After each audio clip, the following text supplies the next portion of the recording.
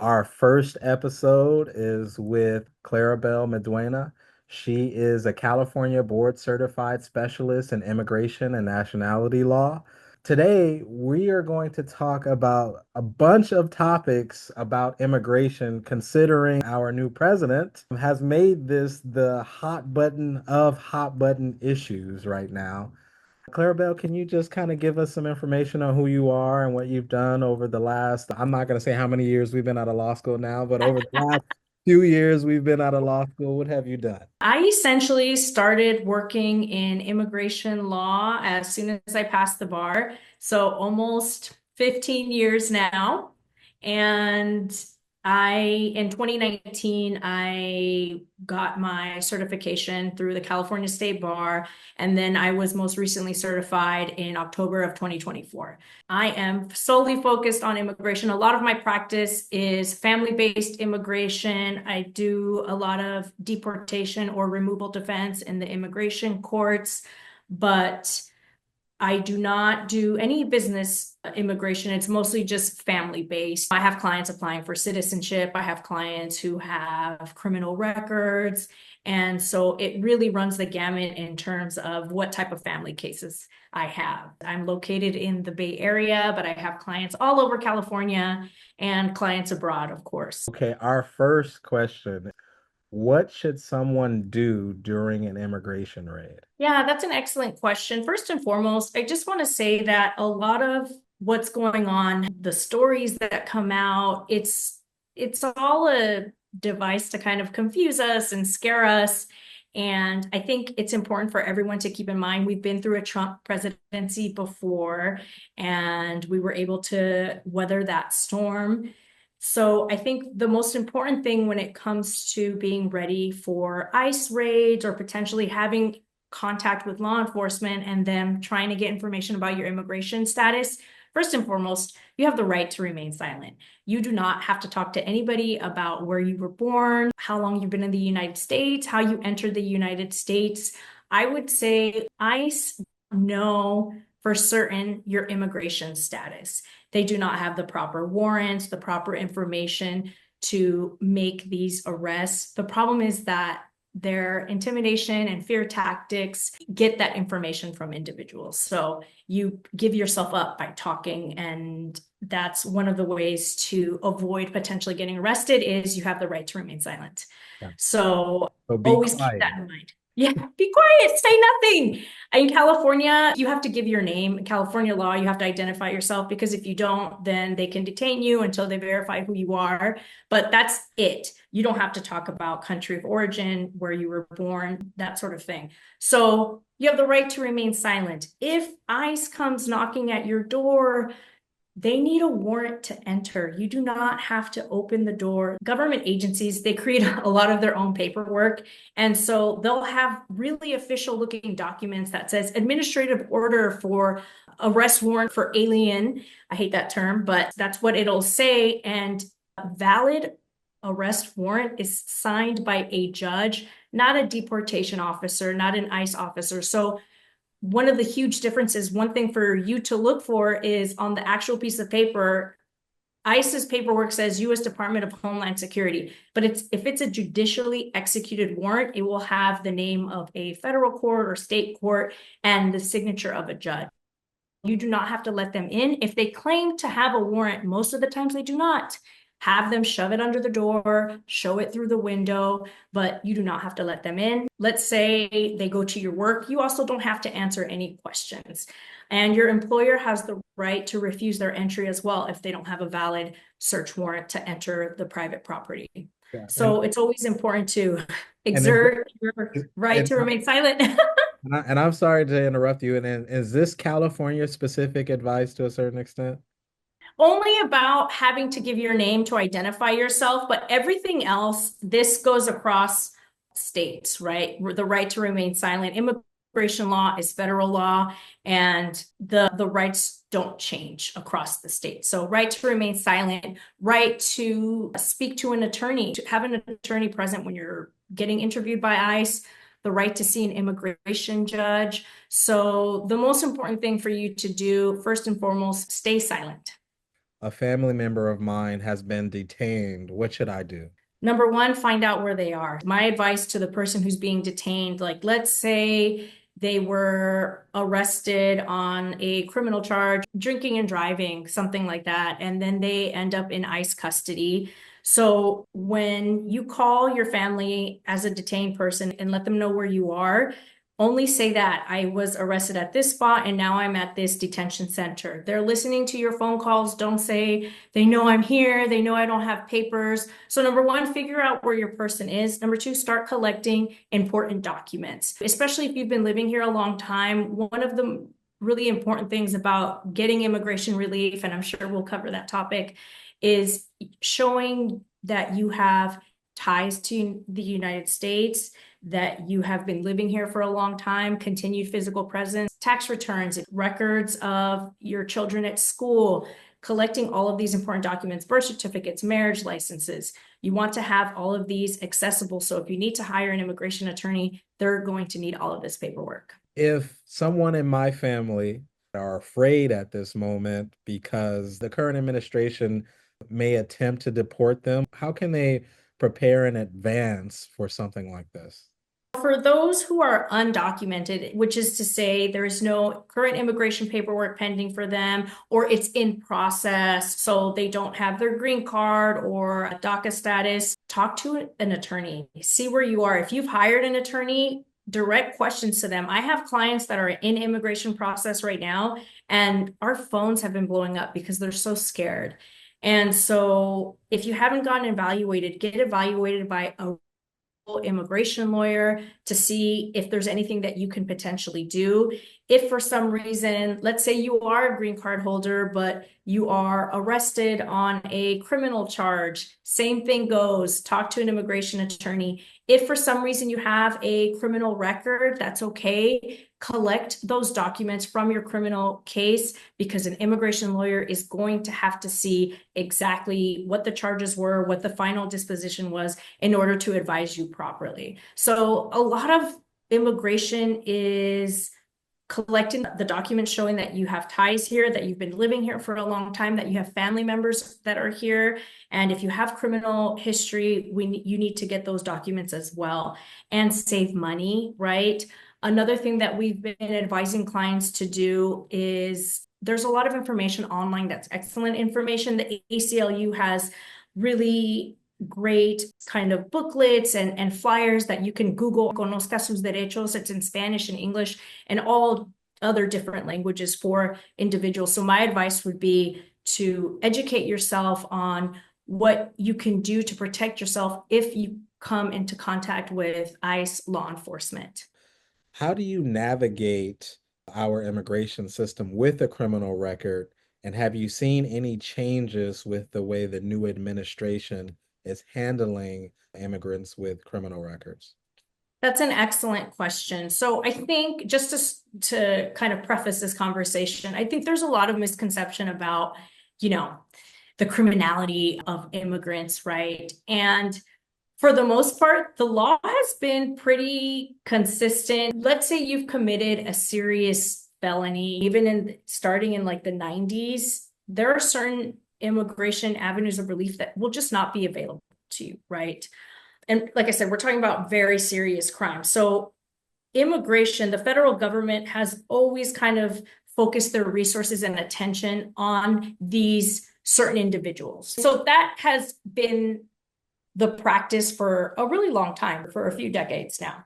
We kind of have to not panic because the federal government simply doesn't have enough resources to try and deport everyone that's here without papers, Well, right? I've seen on all of the news channels over the last week and a half or so that they're ramping up enforcement. They're telling us that the numbers are tripled from underneath the Biden administration in terms of like how many people are being deported a day with a criminal offense. So, based upon practicing over the last like couple of weeks, have you seen an uptick in enforcement or has it been very similar to the Biden administration Yeah, enforcement? I will say this, that under President Obama, he's deported the most immigrants than any other president. He deported 3 million. And just to put it into context, When Trump was first in office, he deported about 1.8 million. Since the beginning of the US inception, it's a very political issue, depending on what the United States population is concerned about, right? The conversation has always been the same. People are taking our jobs. Like, let's talk about the Chinese Exclusion Act, right? When the United States had people from China working on the railroads. So let me just say that immigration, it's always a pendulum that swings back and forth. And so, thankfully, living in California, I think California really tries to protect its immigrant population. So, there is going to be more ICE activity. We've seen it in the news, even in California in certain areas. And so, yes, there will be upticks in enforcement. And the way to protect yourself is not talk, right? But if you do have a criminal record, this is very important. I've had clients that, let's say they get arrested for a misdemeanor, driving under the influence, they're in criminal custody.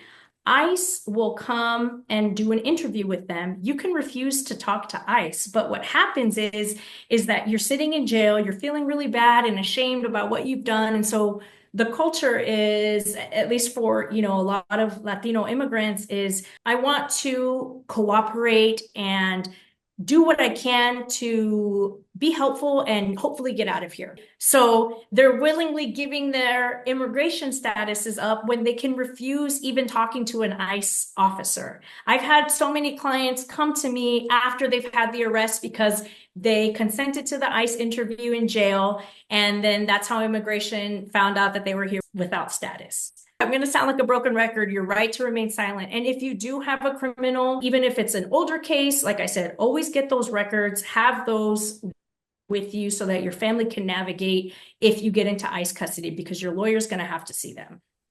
How does one bring one of their family members to the US, like a Melania Trump? That's an excellent question. Yeah. So, in any family-based immigration case, there's the initial step that is always going to have to take place is filing what's called a family-based petition, right? It's called a Form I-130. And what the family petition does is it essentially does two things. It establishes identities. So, let's say you are a US citizen and you want to bring a family member from abroad. And so you need to prove that you're a US citizen. Let's say it's a parent. You have to show your birth certificate that that is indeed your mother or your father. And immigration will review the documents and say, okay, yes, this is a valid relationship, whether it be a spousal relationship, sibling relationship, or parent and child relationship. But for instance, is it easy now, just going broadly, is it easy to get a family member to the US right now? Or like how long does it take?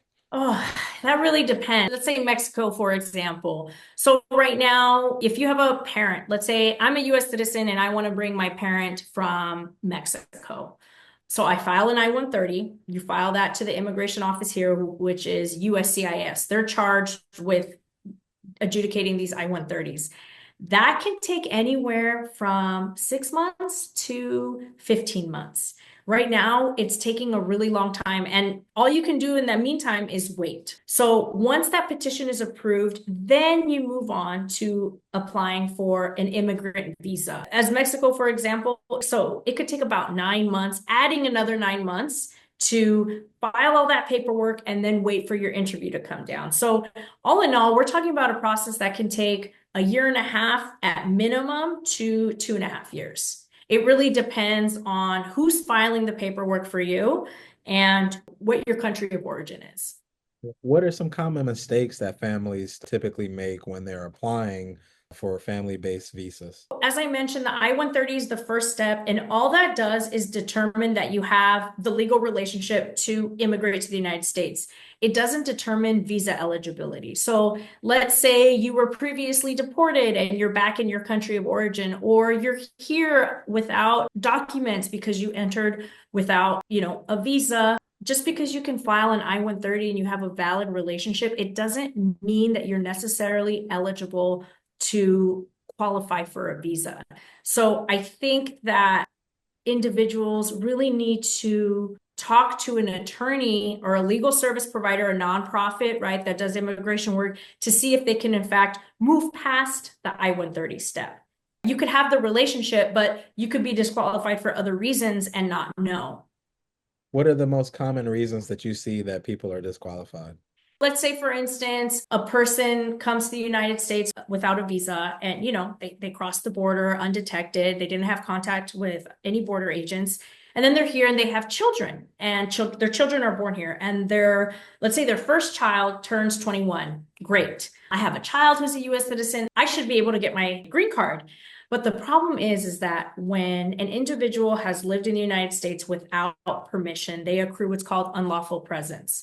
And so that disqualifies you from being eligible to obtain an immigrant visa unless you ask for forgiveness. And we call these forgiveness remedies waivers, right? Like, okay, it's true. I entered the US without permission and I've lived here without permission, but please forgive me because I'm a good person and I haven't been in trouble. And this is my only immigration violation. The problem with that is to qualify for a waiver, you have to have what's called a qualifying relationship. And your child does not qualify. It only has to be a parent who has either their green card or they are US citizens or a spouse. Another thing, and this is why it's so important to talk candidly and speak to a reputable immigration attorney. Let's say that you enter the United States without a visa and you've been living here without permission, but then you go back home because a parent dies, right? And you sneak back in to the United States. There's this penalty. It's called the permanent bar. So the laws changed at the end of like 1996 and it went into effect April 1st, 1997. So what this law says that after April 1st, 1997, if you have lived in the United States without permission for 1 year or more, you leave the US and then come back again with illegally, that second illegal entry triggers the permanent bar. So it doesn't matter if you're married to a US citizen or citizen kids, you cannot get your green card unless you are outside of the United States in your country of origin for 10 years. I've had people come to me with that and I have to deliver that news. It's like, you have the permanent bar. There is no waiver for this. You cannot waive these 10 years away. You have to prove to immigration that you've lived outside of the United States for 10 years. Wow. So we're I don't talking like dates, entries, like all of these things matter. And so it's so important to speak to someone who knows what they're doing and is honest, right? I've had people come to me that say, well, I wasn't caught at the border, so I can just lie about that entry. And I'm like, you can't do that with me. Like, I'm not going to lie on this paper for does it you. does it matter if you were brought in as a child, or does that not matter one way or another? So technically speaking, if you, as a child, you don't accrue unlawful presence. Under 18, there's no unlawful presence, right? But for purposes of the permanent bar, you can still trigger the permanent bar. It's leaving and coming back, but it's trying to come back illegally. Even the attempt or successfully making it in without permission. But let's say you've been living here unlawfully for over a year, you leave, but for some reason you come back with a visa, that doesn't trigger the permanent bar. It's the illegal re-entry.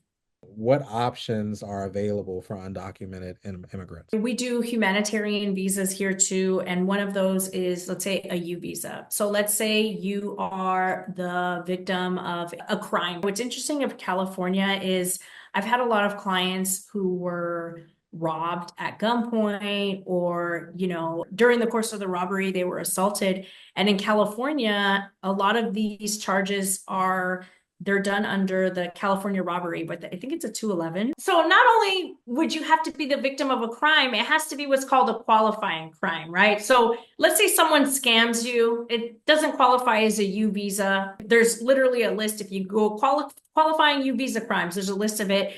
Robbery isn't on there, but a lot of the times in California, during the course of this robbery, there's a felonious assault. So you're kind of having to make this special argument. And I've actually had success in those cases. So it really depends on the circumstance. But you have to show that you were the victim of a qualifying crime, that you cooperated with law enforcement. And what that means is literally just calling the police or just talking to them. If someone else calls for you, that's fine, but you're talking to them and you're giving them your declaration when they come and get information from you. It doesn't matter if the case doesn't move on from there, especially in California, like the resources just aren't there to investigate every kind of robbery and have some success. And then you also have to show that it caused you some sort of trauma, either like physical, emotional, psychological. I'm always like, when I do my intake with them, like, have you been the victim of a crime, a robbery? Yeah. And the interesting thing, just because we talked about it, and I want to circle back, the only kind of forgiveness around the permanent bar is through the U visa. So Interesting. let's say you have that prohibition where you can't get a waiver, but if you're the victim of a crime, the permanent bar doesn't apply. I'm always like, I'm sorry this happened to you, but let's get something good out of this, of Yes. your misfortune, right? Interesting. And yeah, so there's the U visa. And also, let's say you have a US citizen minor child who's the victim of a crime. You can potentially qualify as an indirect victim if you were obviously emotionally affected by this. If, let's say, your spouse, you're married to someone who has citizenship or legal permanent residency and they're abusive, you can qualify under VAWA, the Violence Against Women Act. But that's not limited to women, right? I filed cases like that for men as well. So there are other ways to go about it. And again, and I sound like a broken record, it's so important to, if you have any questions about potential remedies, talk to an immigration lawyer and see if there's anything that you can do. What is the removal defense? Oh, that's a good question. So I'm so used to just talking, assuming people know what I'm talking about. That's the term now that immigration uses. So instead of deportation, it's called removal. In the 90s, before it used to be like you're protecting yourself against deportation. And now we use that word still because that's what people understand. But removal is the word that you use. So let's say immigration finds out you're here without permission, or let's say you're a green card holder who was convicted of a serious crime, like a drug offense or domestic violence, then immigration is going to try to remove you from the United States and place you in immigration. So when you hear the term removal, it's the same as deportation, essentially. Exactly. Removal defense is defending yourself against deportation in court in immigration proceedings. They're But you called make, removal proceedings. okay, interesting. So what are some defenses for removal or deportation? A common one, or things that people hear, it's called cancellation of removal. This type of remedy, it's only available in immigration court. You can't just apply for it at the immigration office like you would, let's say, a waiver or becoming a US citizen, right? It's only through the immigration court, and you're defending yourself against removal. And cancellation of removal is showing that you've lived in the United States at least 10 years, and that you're either married to someone who has legal permanent residency, their green card, a US citizen, and or if you have a parent that has their green card or is a US citizen, or if you have children under the age of 21 that have immigration status. And so you have to have certain qualifying relatives, and then you have to show that your removal from the United States would cause exceptional and extremely unusual hardship.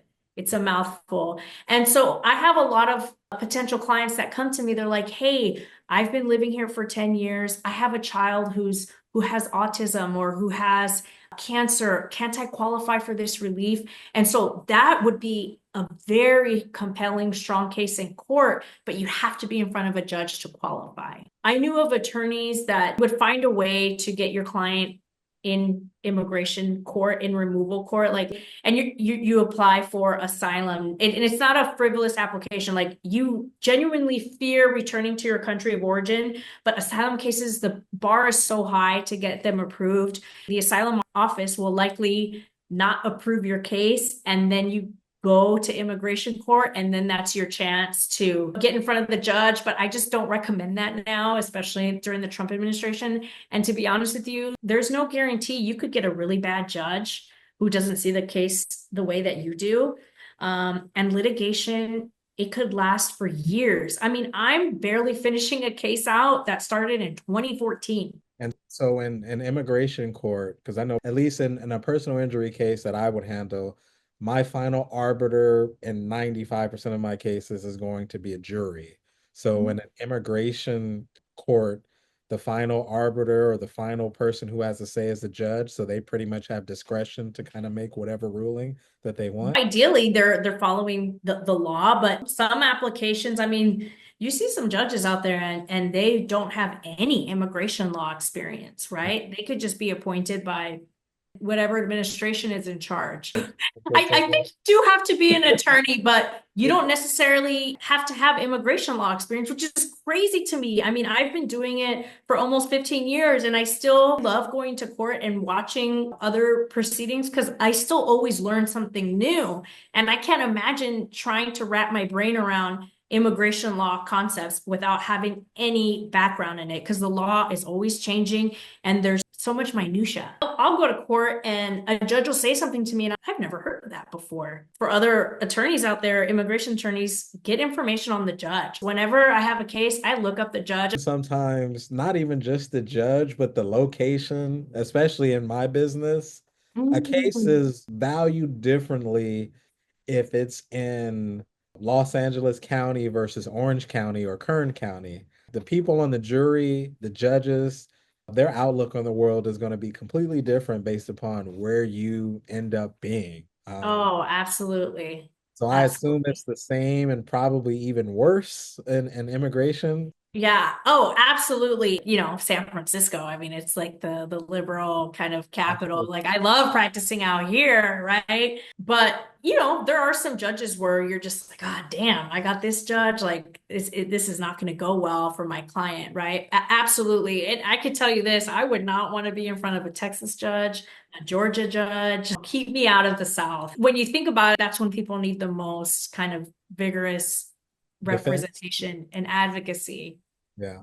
So now that we've talked about some various issues, and one of your biggest pieces of advice for people is to hire a lawyer.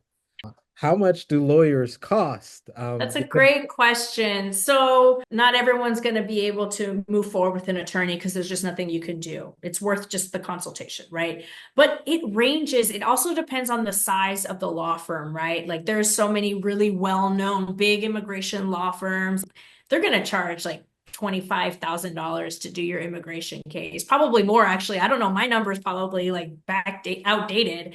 500 an hour probably be standard for like an attorney that's been in practice for a while and is a good lawyer and knows what they're doing. A lot of immigration, I think also the same with criminal attorneys, they charge flat rates, right? They don't do like, okay, pay me this retainer and then we'll bill you hourly. And it's, you know, I've gone to immigration conferences and that's just what everyone's been doing for such a long time. But the panelists are like, you lose so much money that way. You end up spending way more time on a case than you ever charge for. So I think a lot of lawyers might be moving to the retainer and then the hourly billing kind of model. But I know for me, I charge flat rates because I've gotten to the point where I could know how long something's going to take. And if I could build it into contract, like, hey, if something, an act of God, something unforeseeable comes along, I can adjust the price, right? Like, let's say COVID hit, cases took twice as long or three times as long. But we offer deposits and like interest-free payment plans to make it more accessible, right? so getting down to brass tacks, how much should I expect to pay for an immigration lawyer if I am facing removal or deportation? I would say minimum $10,000. And that's like on the lower end side, right? Minimum 10,000, I would say on average, if an immigration attorney is only charging you $5,000 to represent you, they probably have very little experience or they might not do that much work on your case. They're just going to collect your money. So I would say it's safe to say 10 to $20,000 depending on the case. Now, if you have a criminal like a really kind of challenging criminal record and there's going to be lots of briefings, like, you know, we're going to have to go to court more often, the government's going to fight it, then the price is going to increase.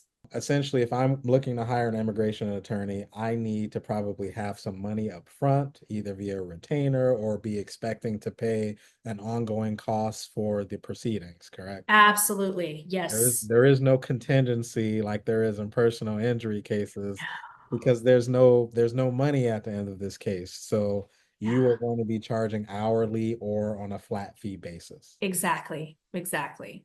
Is there advice that you would give to people who are looking for an immigration attorney as it relates to their fees and whatnot? I think what's really a good thing is when you're meeting up with an attorney and they give you your fee, if it seems high to you because you've never engaged an attorney before, that's totally fair. Ask them why. Have them explain their fee or their structure to you or why they arrived at that number. And I've had potential clients ask me, oh, that's kind of a lot. I'm like, well, this type of case takes me X many hours and I have a really high success rate because I put so much time and effort into this. Like, you get what you pay for in a sense. So don't be afraid to ask the attorney more questions. And also, when it comes to hiring a lawyer, I would make sure, especially if they're a California licensed attorney, look them up on the Cal Bar. Have there been any disciplinary actions against them? Are there any potential red flags?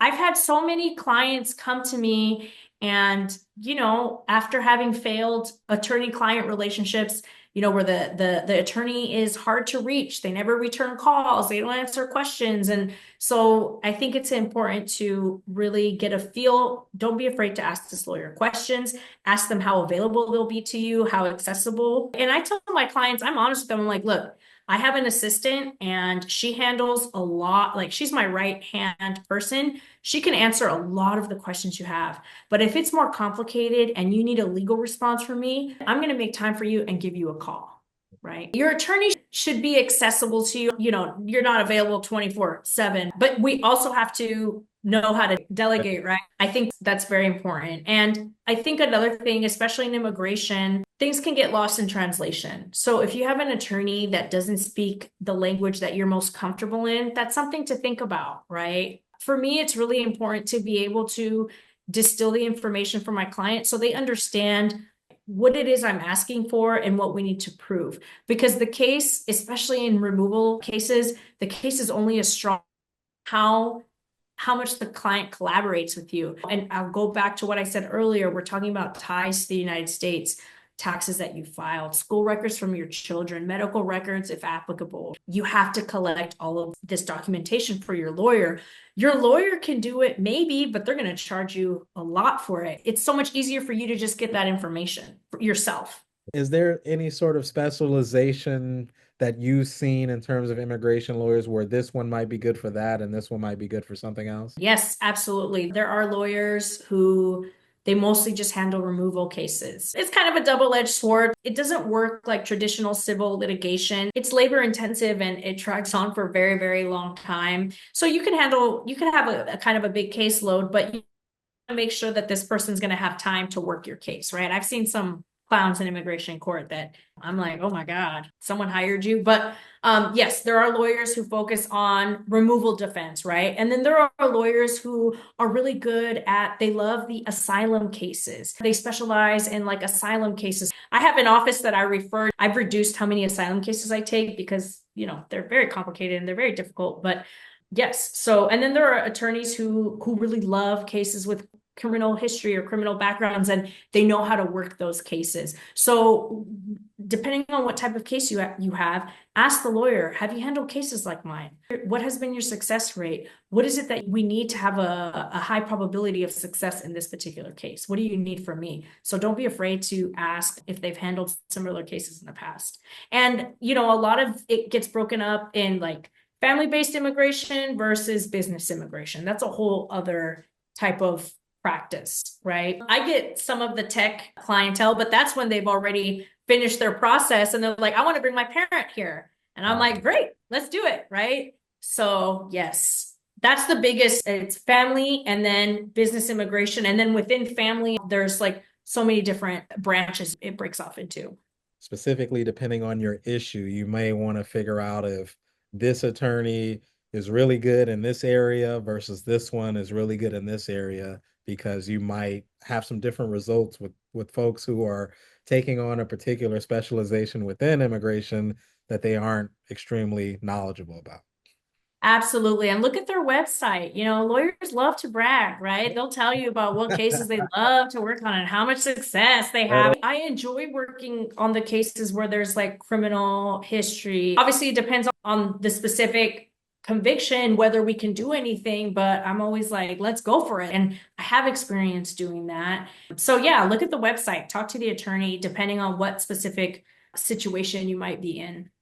Given our new administration, are there any other additional tips that you would have for folks out there that are afraid right now? To be hearing all this kind of hateful rhetoric and even for me, my parents are immigrants, and so the takeaway is know your rights. Look it up online, ACLU, Immigrant Legal Resource Center. There's so many amazing kind of organizations that have this information readily accessible to you. So look that up. Start maybe putting money aside in case you have to hire an attorney. I know that's really tough because things are really tough right now with the economy. Make a plan for your kids, right? Like, let's say you are detained and you have young children. Who's going to be able to kind of help you out with the childcare if for some reason you can't? So, kind of thinking of these things and putting kind of plans into place in case the worst happens. I have people that are like, can I call you? People that consult with me, and I'm like, I can't do anything for you right now. But they're like, can I call you if I do get arrested? I'm like, yes, you have my number. So maybe kind of have an immigration attorney that you can call in case something happens or that your family can call. Have a designated person who's going to be the point person trying to find a lawyer for you. And then Clarabelle, how can we find you if we wanted to hire you? You can just Google my name, but I have a website, claribel.com. You can call my office, you can email me. All of that information is on the website. I'm on Yelp, Google, Facebook, LinkedIn. So That's it for today. This is our first episode that we'll be distributing. And once again, this is Claribel Maudeña, our immigration expert. And I'm Omar Reed from Reed Law, personal injury lawyer. And that's it. Thank you, Claribel, for coming. And thank you so much for appreciate having it. me, Momar.